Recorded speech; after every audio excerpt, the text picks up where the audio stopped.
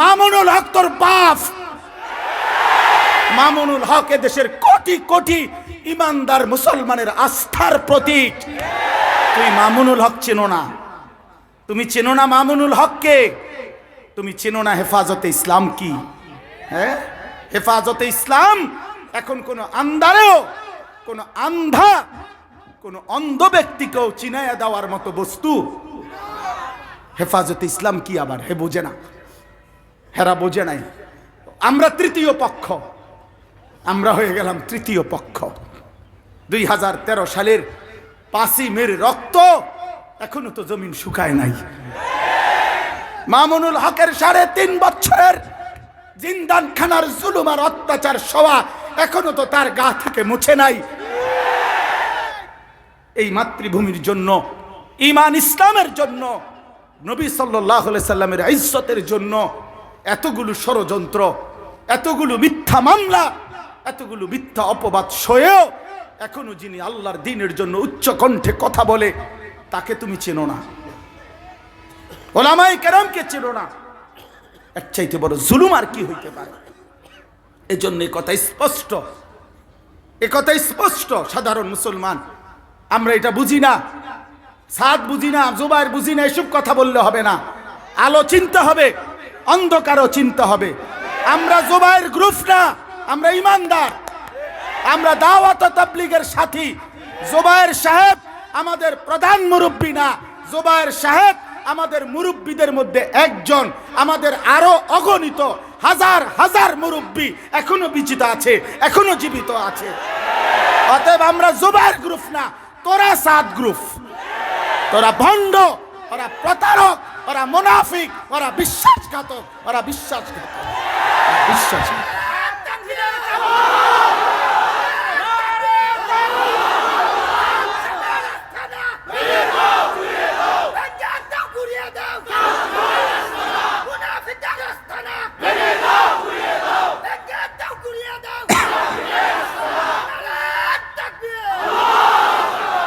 ইমানদার এটা মনে রাখবেন, কোন জালেম পৃথিবীতে টিকে না, কোন জালেম। 16 বছরের জালেম টিকে নাই, 54 বছরের সিরিয়ার জালেম টিকে নাই, এই জালেমও টিকবে না। এটা নিয়ম ইসলামের ইতিহাসে। 1450 বছরের ভিতরে যখনই কেউ কোনো নিজস্ব মন গড়া কথা ইসলামের মধ্যে ঢুকাইতে চাইছে, অতন্দ্র প্রহরী ইসলামের ওলামায়ে কেরাম সাথে সাথেই বাধা দিছে। এটা আমাদের জিম্মাদারি। তুমি তৃতীয় পক্ষ বলো আর চতুর্থ পক্ষ বলো, তোর যেটা মন চায় এটা বল বেটা, আমি আমার দায়িত্ব মনে করি এটা আমাদের জিম্মাদারি। আমরা অন্যায়ের বিরুদ্ধে বলবো। সাদের আকীদা ভ্রান্ত আকীদা, সাদের আকীদা ভ্রান্ত আকীদা, সাদ ভণ্ড ভণ্ড ভণ্ড ভণ্ড। তুই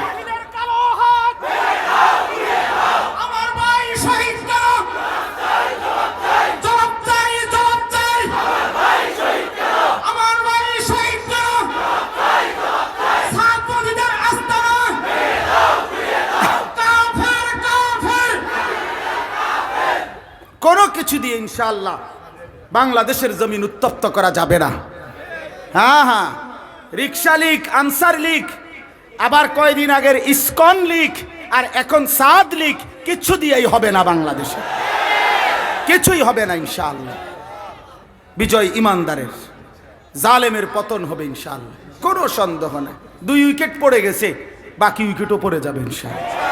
5ই আগস্ট 1 উইকেট পড়ছে, 8ই ডিসেম্বর আরেক উইকেট পড়ছে সিরিয়ায়, বাকি উইকেট পড়ে যাবে ইনশাআল্লাহ। 2024 সাল উইকেট পড়ার বছর, এবছর উইকেট পড়ছে 2টা, ইনশাআল্লাহ 2025 সালে আরো উইকেট পড়বে ইনশাআল্লাহ। আগামীর উইকেট ইসরায়েলের ওই গুন্ডা, ওই সন্ত্রাসী প্রধানমন্ত্রী নেতানিয়াহু, দেখবেন একদিন তার উইকেটও পড়ে যাবে ইনশাআল্লাহ। ফিলিস্তিন বিজয় হবে, ফিলিস্তিন বিজয় হবে। আমরা প্রতিবেশী ভারতের 130 কোটি না বেটা, তোদের 230 কোটিকেও আমরা ভয় পাই না। আমার জান যাবে এই তো, আমি শহীদ হয়ে যাব, আর কি? এরপরে আর কি? তা ফাকদি মা আনতা কাদিন ইন্নামা তাকদি হাদিহিল হায়াতিদ দুনিয়া। 70,000 জাদুকর ফেরাউনকে বলছিল, ফেরাউন তুই মেরে ফেলবি, আমরা ঈমান আনছি, মেরে ফেলবি তুই, মার। কিসে ফাকদিমা আনতা কাদিন, যা করতে মন চায় দুনিয়ার এই হায়াতের উপরে ছিঁড়া ফেল, টুকরা টুকরা করে ফেল, কোনো অসুবিধা নাই। জীবন যাবে, জান্নাতে পৌঁছবে, কোনো অসুবিধা নাই। ইমানদার শহীদ হইলে লজ্জার কিছু নাই, ঠিক কিনা বলেন? 130 কোটি আমরা পরোয়া করি না। আমাদের একজন, কয়জন? কয়জন? আল্লাহ, আল্লাহু আকবার, বলো আল্লাহু আকবার, আল্লাহু আকবার, আল্লাহু আকবার। আমাদের একজনই যথেষ্ট, হাসবুনাল্লাহ, আমাদের আল্লাহই যথেষ্ট। আলু দিবা না, পেঁয়াজ দিবা না, আটা দিবা না। পেঁয়াজ তোমার আব্বার, হ্যাঁ? পেঁয়াজ মোদির আব্বার পেঁয়াজ, তোর বাপের পেঁয়াজ নি বেটা, তুই পেঁয়াজ দিবি না?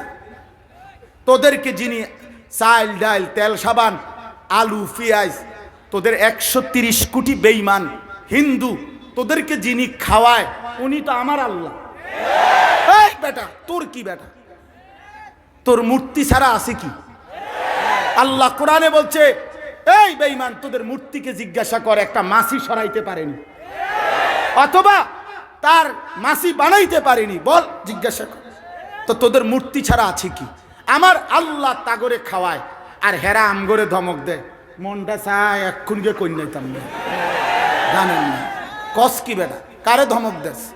আমি তো ওই আল্লাহরে সেজদা করি যে আল্লাহ তো করে খাওয়ায় বেটা, তো আমারে ধমক দেস কেন? জি দুটি নি কর না, মন থাক, মুরব্বী আর সেই জন্য আর কিছু কইলাম না। আল্লামা হাসান জামিল সাহেব আসছেন, বলেন আলহামদুলিল্লাহ। প্রিয় ভাই আমার, অতএব ইমানদার মুসলমান অন্যায়ভাবে কাউকে হত্যা করতে পারে না।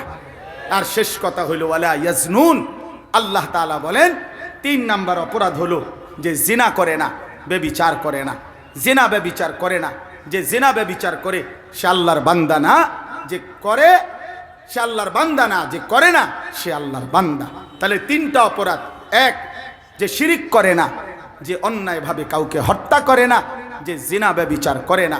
আল্লাহ বলেন এই 3টি অপরাধের শাস্তি ডবল ডবল ডবল ডবল, এবং লাঞ্ছিত বেইজ্জতি করে হাসরের ময়দানে জাহান্নামে ফেলা হবে। আল্লাহ তাআলা আমাদেরকে শিরিক মুক্ত ঈমান দান করেন, মানুষের উপরে জুলুম থেকে হেফাজত করেন, অশ্লীলতা বেহায়াপনা থেকে হেফাজত করেন। আজকের এই মুবারক মাহফিল, ঐতিহ্যবাহী এই ঐতিহাসিক মাহফিল আল্লাহ কবুল